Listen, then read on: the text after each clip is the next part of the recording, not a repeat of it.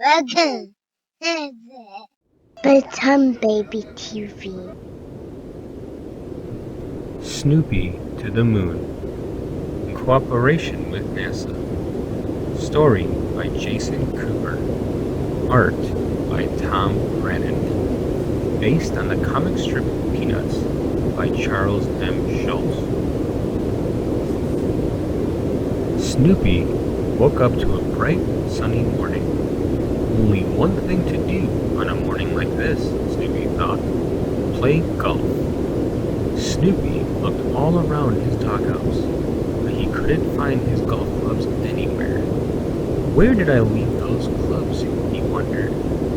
Snoopy asked his best friend and favorite caddy, Woodstock, about them, but he didn't know where they were either.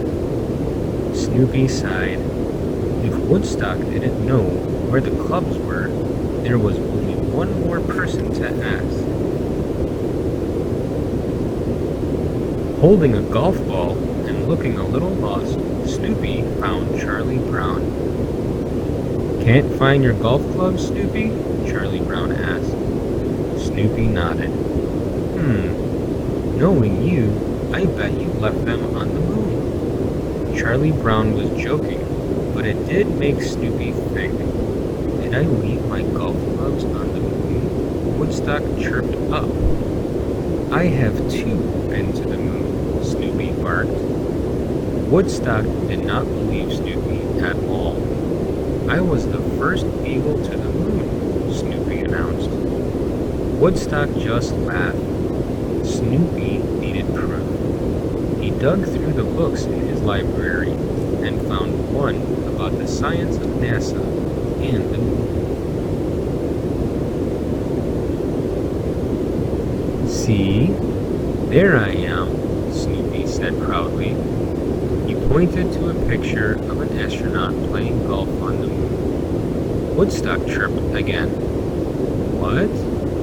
"That's the famous astronaut, Alan Shepard." "Well, he's using my golf clubs," Snoopy howled.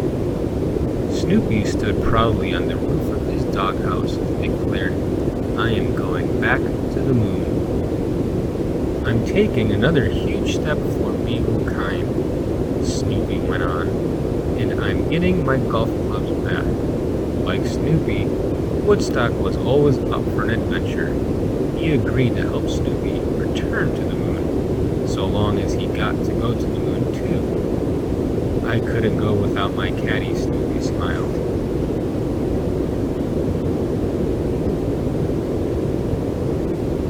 Snoopy and Woodstock knew that getting to the moon would not be easy. They'd need a new rocket, new gear, and a whole lot of snacks.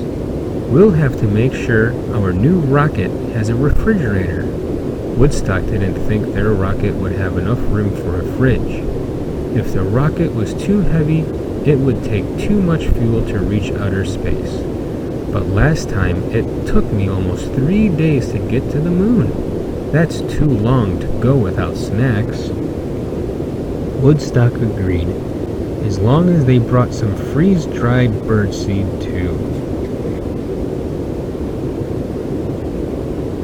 Snoopy showed Woodstock the spacesuit he wore last time he went to the moon. "Gravity on the moon is not as strong as it is here on Earth. Plus, there's no oxygen," Snoopy said.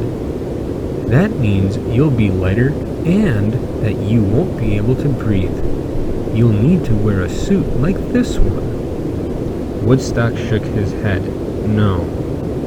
"Why not?" Snoopy wondered. "It's useful and it looks cool. And you can jump really far." Woodstock was still not impressed. He rushed off and returned with 2 brand new orange spacesuits, one for him and one for Snoopy.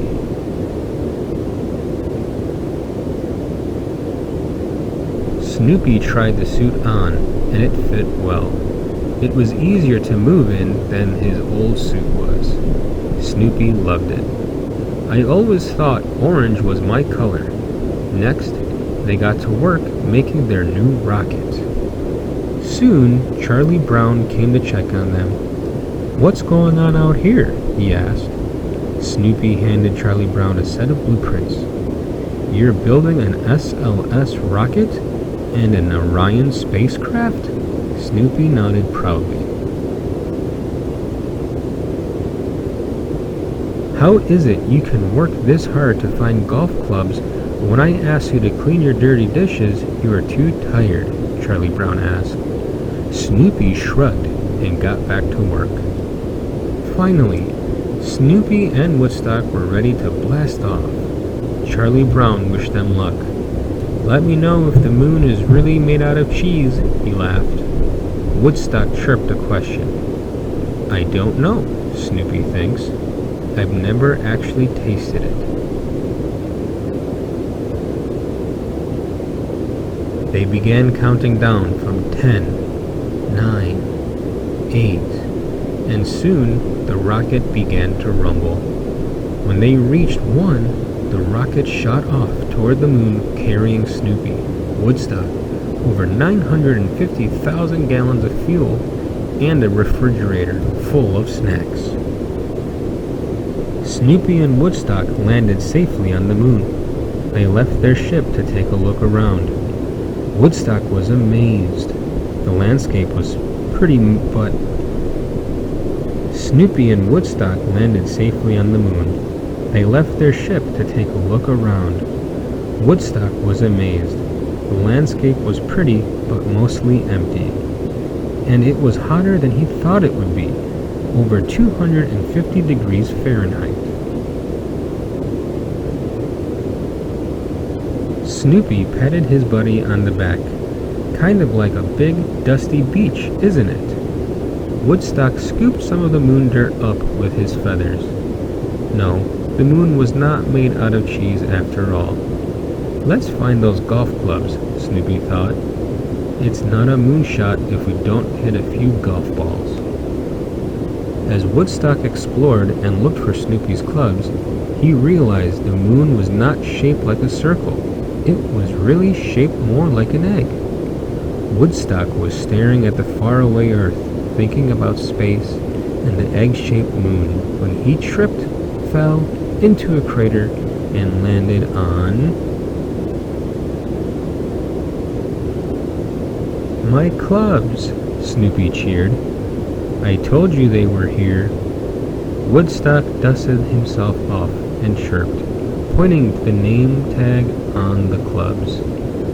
"Well, Alan Shepard put his name on my clubs." Woodstock smiled and grabbed a golf club from the bag. "A quick 9 holes before we leave?" Snoopy asked, smiling. Snoopy hit a golf ball and sent it into space.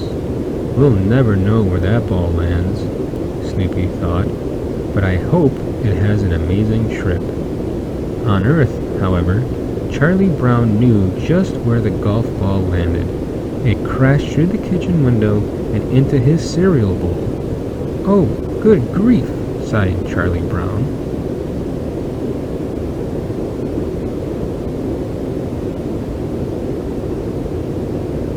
The end. Thanks for watching. If you enjoyed this video, please subscribe for more Bedtime Baby TV videos. Sleep tight.